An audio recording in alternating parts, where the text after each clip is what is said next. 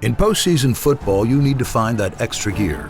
On FanDuel, it's called Playoff Mode. Big boosts, more rewards, and a whole new way to live parlay with Drive SGP. Turn on Playoff Mode, only on FanDuel.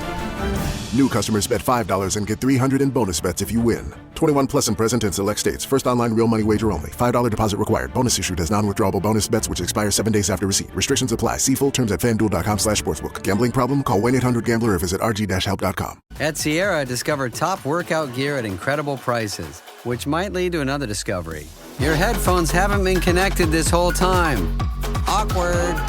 Discover top brands at unexpectedly low prices. Sierra, let's get moving. Keep listening to The Last Show with David Cooper, because the alien invasion can wait. The Last Show with David Cooper.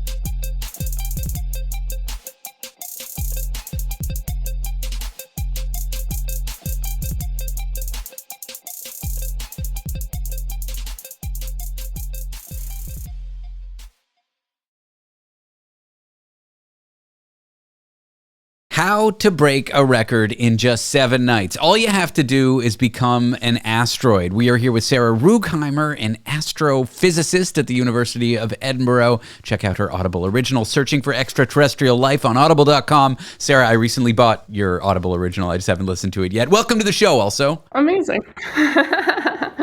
Excited to hear what you think of it then. I will let you know. Now I'm on the hook to listen to it. Yeah, absolutely. I just had too many credits, and they're like, use some of these credits. Okay, this is a very compelling part of the interview. Let's talk about this new asteroid that Vera Rubin Observatory saw that is enormous, that is spinning really fast, that is a wild object out there. Tell me about it. Yeah, so I think what's cool about this is you have to think about what are asteroids in general. So asteroids are sort of this leftover mess from the early solar system, from when our planets were forming. And that means they're often just kind of clumps of little pebbles. And I mean, kind of think of dust bunnies in your house under your couch, but with also bigger, slightly like bigger pebbly sort of objects, and they kind of just hold together. And so what's weird about this is it can't be that. So it's spinning quite fast. And that means if it was just this sort of dust bunny collection of pebbles, it would rip apart. And so it has to be rock. It's like a bunch of kids on those what do you call those rotating things in the playground? If you get it spinning fast enough, all the kids are going to fly off it. Fly off, exactly. It's true for asteroids too. If they spin too fast, they should break up. Indeed, indeed. So this is the weird thing about this. And it's not like it's so atypical. We've seen other asteroids like this, asteroids that spin even faster. It's just a cool object, and Vera Rubin is discovering this in some of its first observations. And so, I think it's pretty cool. It's a fast-spinning asteroid. It's quite large. It's 1,640 feet, so it's kind of, a bigger than a skyscraper. It's quite a big asteroid, but it's solid rock rather than a collection of smaller grains of pebbles and stuff. Big enough that if it were to slam into us, we'd have to send Bruce Willis out there to put a nuke on it and explode it. This is a big object. Absolutely. Yeah, indeed. And we would want to do that far enough away such that we wouldn't get just all the pieces onto us. Which would then be spinning very fast. Let's go to another odd object, this time not in our solar system, but in fact, a galaxy far, far away. I don't even like Star Wars. Don't know why I said that. When there's enough stuff in a galaxy, gas, it kind of collapses into stars. The gravity of the mass collapses into stars. So it's very odd to have like a big cloud of gas at a galactic size with no stars. Yeah. But a new one has been discovered, and it raises questions about like dark matter, the early universe. It is a massive object emitting no light. Yeah, so this one I think is really interesting because it's this detection of neutral hydrogen. in this cloud that they're calling Cloud 9.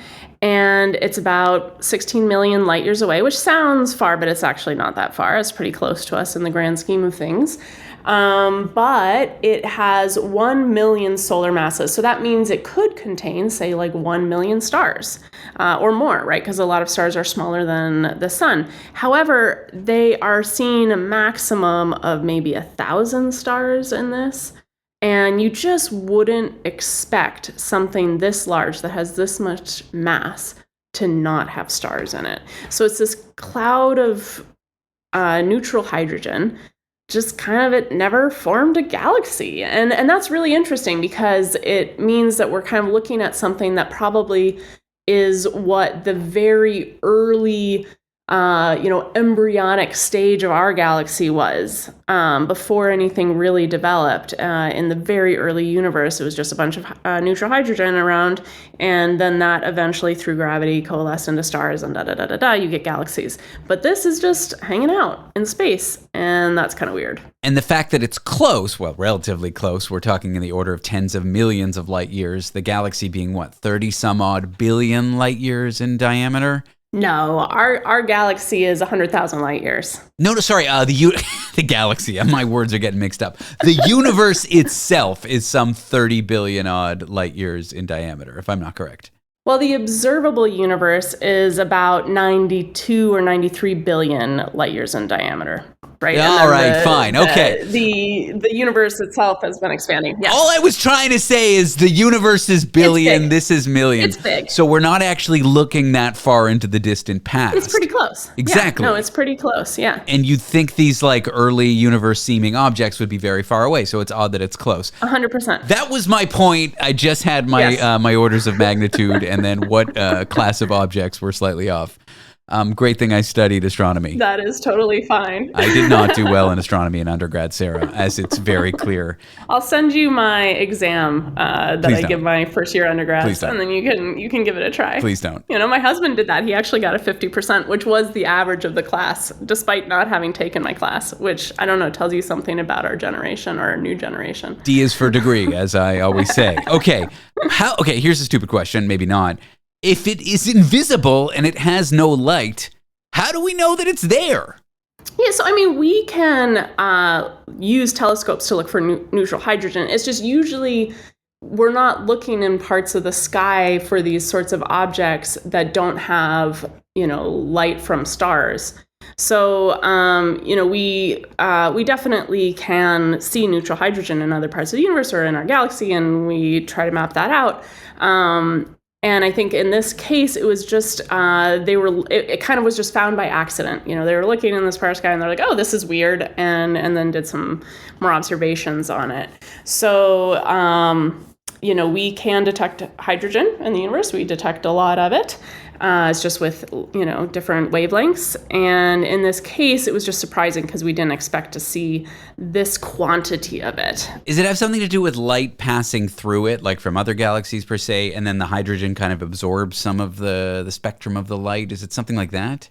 Well, that's one way to detect it, but we actually we're not seeing stuff pass through it because there's not a lot of stuff there. So you can see just kind of emission from these gas clouds directly. A glow, if you will. Wavelength regions. Yeah. So that is another way to detect these things for sure. Are we kind of like surprised? Have we not ever seen a galaxy like this? I think this is interesting. To my knowledge, this is very unique. So I think we're going to be spending more time looking at it and trying to understand more about it.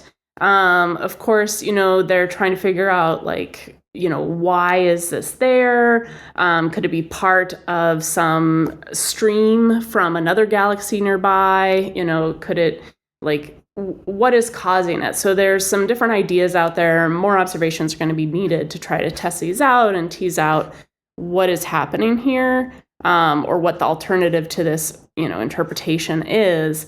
but it's pretty weird. And it's certainly the only object like this that I've come across. I mean, I'm not in this research area myself, so I might have missed other things, but to my knowledge, it's pretty abnormal, and I'm curious to see where this goes and what future observations tell us. You might say the same thing about me and this show. Sarah, thank you so much for joining me. It was a pleasure. Hope to have you back soon. Sounds good. Thank you. Sarah Rugheimer is a professor at Edinburgh University, and she's the author of Searching for Extraterrestrial Life, an Audible original available on my Audible account that I haven't listened to.